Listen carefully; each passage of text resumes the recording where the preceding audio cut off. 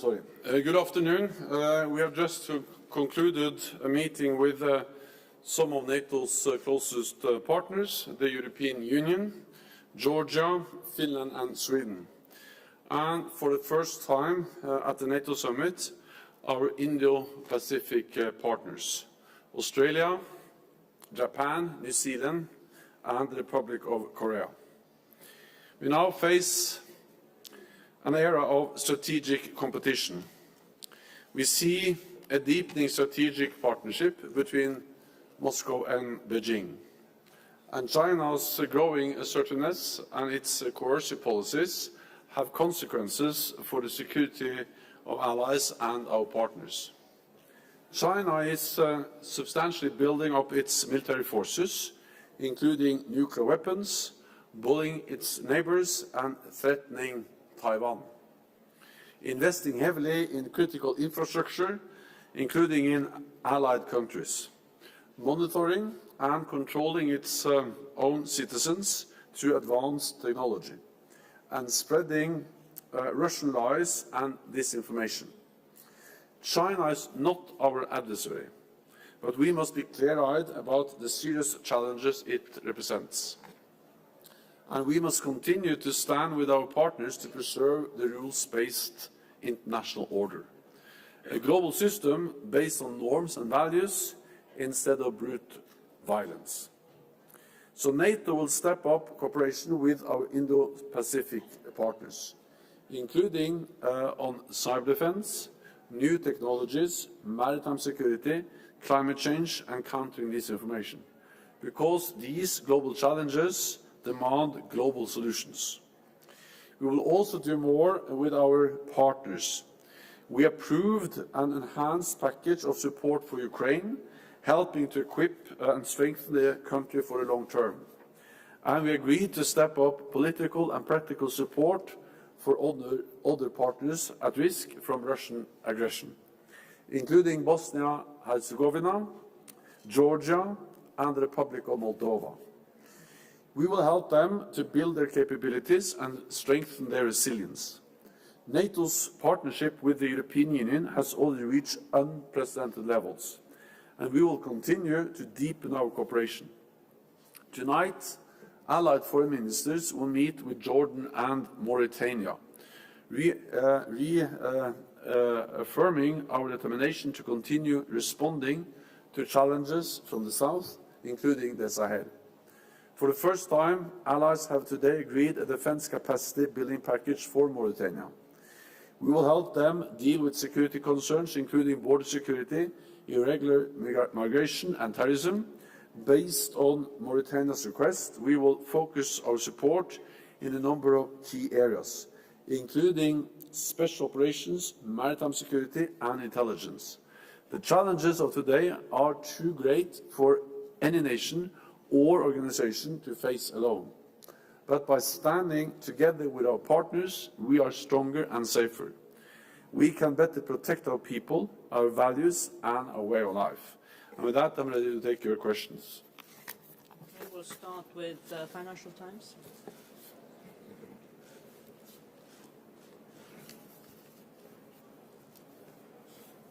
Good evening. Thank you, Henry Foy, Financial Times. Thank you, Secretary General. You've had a very long day. I appreciate you taking our questions. I have a question about the 300,000 troops that you spoke about yesterday and on Monday. I've spoken to a number of allied countries here today, large allies that would be assumedly contributing large amounts of troops to that, and they have no idea about their pledges or how on earth you reached that number. Could you tell us a bit today about how you calculated that total and when you were going to provide a national breakdown of which countries are providing how many troops? Thank you. So what we have agreed now is a new NATO force structure, a new NATO force model. And then we agree the framework, the principles, and then, of course, allies have to contribute forces to that new force model. That is in many ways the same as we've done before when we made similar decisions. And this will be a combination of forces deployed, especially in the eastern part of the alliance. We have already stepped up with around, or actually more than 40,000 troops under direct NATO command. But then the majority of these forces will be home-based. But what will happen, and they will of course build on forces which exist in NATO countries, but the difference is that they will now be organized in ways that can fit them into NATO operations, fit them into NATO defense planning, and be available for NATO commanders. And we will also, of course, increase their readiness, so they will be available. We speak about different tiers. The number 300,000 is the first and the second tier. One part of that is ready within 10 days, and the second part will be ready within 30 days. And together this is over 300,000 troops. We will continue to work on this, and the plan is to have this in place by next year.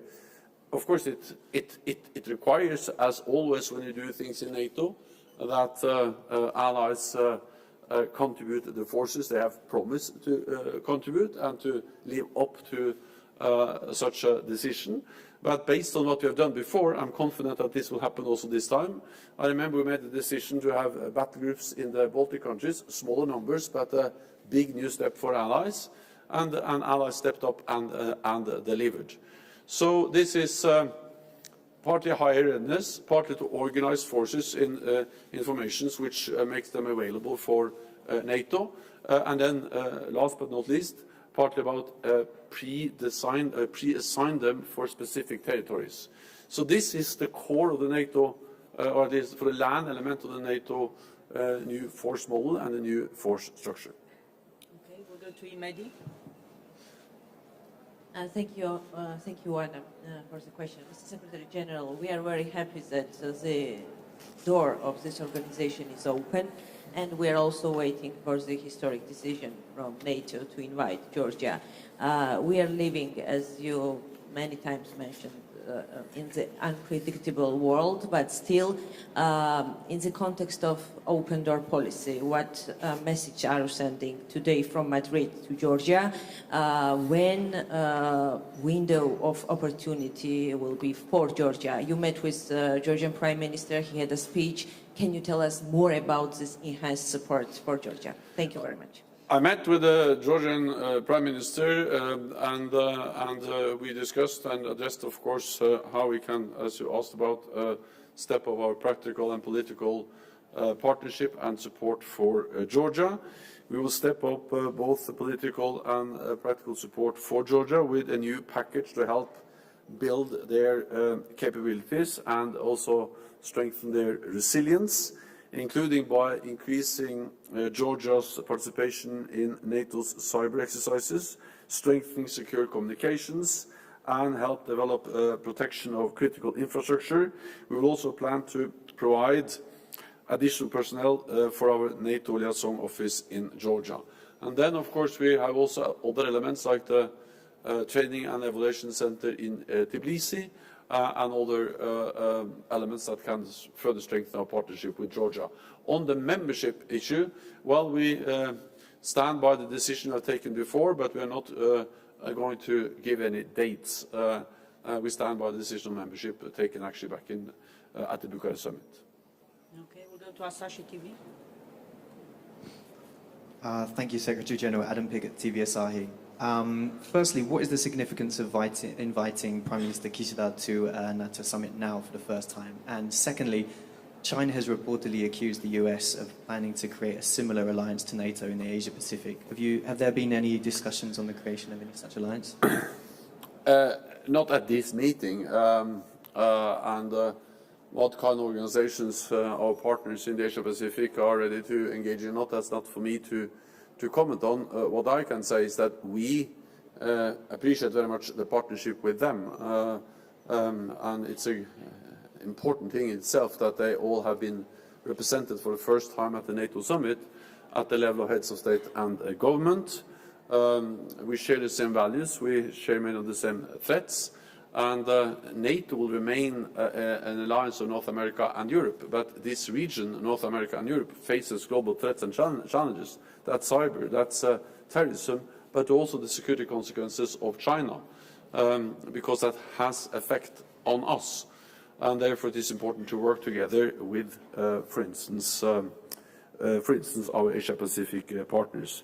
And of course, several allies have also expressed concerns related to freedom of navigation and China's coercive and assertive behavior in the South China Sea. This matters for the countries in the region, but it matters also for every country concerned about the freedom of navigation and the importance of trade being conducted in a safe and secure way. Okay, La Vanguardia. Thank you for the floor. Beatriz Navarro with La Vanguardia. I have two interlinked questions for you, Secretary General. Listening to you and reading the strategic concept, I wonder whether NATO has assumed that we are actually getting into a new Cold War, a second Cold War. And the second question, as I said, what would you say to critics who say that NATO is reinforcing a bloc's mentality which will further divide the world? Thank you very much. So NATO has strived for a better relationship with Russia for decades. We established the NATO-Russia Council. We agreed the NATO-Russia Founding Act. We invited Russia in to participate in many different activities.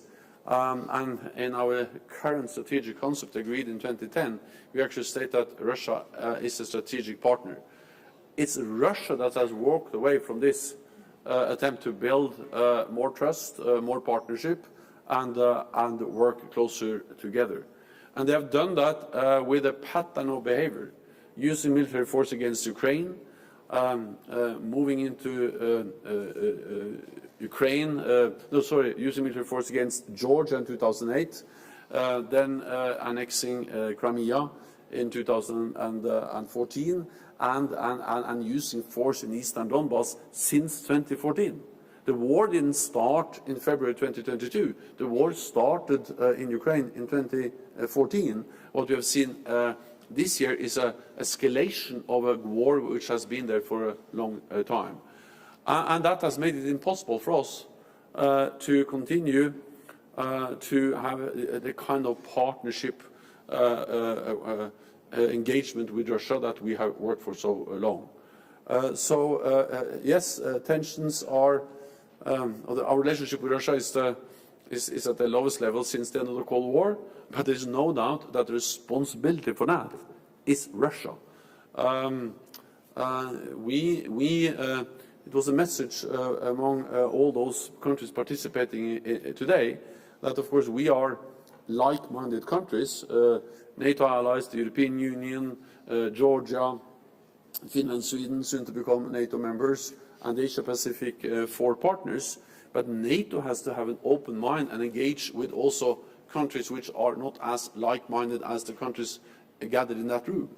And therefore, this is not kind of a closed cooperation or partnership. We want to reach out, but at the same time, we cannot be naive when it comes to Russia. They use force.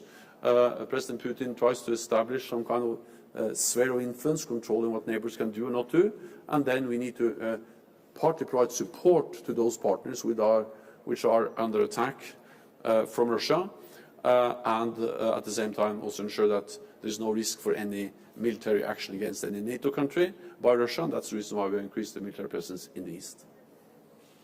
Okay. We'll go to the lady over there.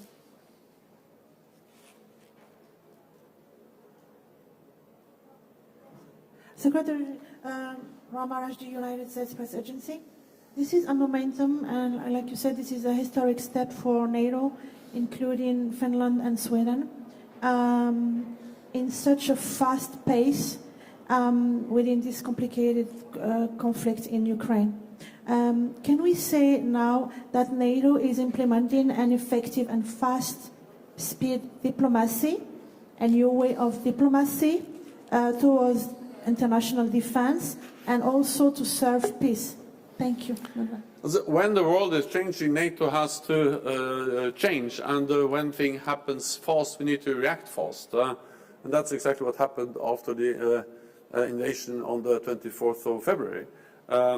We have actually prepared for this possibility for a long time. It's not as if NATO suddenly woke up on the 24th of February and realized that Russia was dangerous. This invasion was predicted very precisely by our intelligence services. We shared publicly those intelligence reports back as last fall, and very precisely predicting that Russia was building up and planning to invade Ukraine. So what we predicted happened. Of course, we worked hard to the very end to try to prevent that from happening. We met with Russia, we engaged with Russia, but they continued with their plans and they invaded Ukraine. And the reality is that we have also been preparing for this since 2014, because that's the reason why we have increased our presence in the eastern part of the alliance, why NATO allies have started to invest more in defense, and why we have increased the readiness. And also why we have now for some time worked on a new force structure, which is what we now decide. And then, of course, when allies commit to new force structure, we also expect them to deliver the forces. And the good news is that more and more allies have actually announced forces to fill that new force structure with substance. And now in the coming months, I expect more allies to commit more forces. So when they make decisions, they of course have to also realize that that also will require more forces from NATO allies at high readiness, organized in a way which makes them available for NATO operations, missions, and NATO commanders if needed, and then also to be pre-assigned for specific areas in these. So this is an ongoing adaptation, but what we do now with the new force structure is more fundamental than we have done for many years. Thank you very much. I'm afraid this concludes this press conference. We'll see you tomorrow. Thank you. Thank you so much.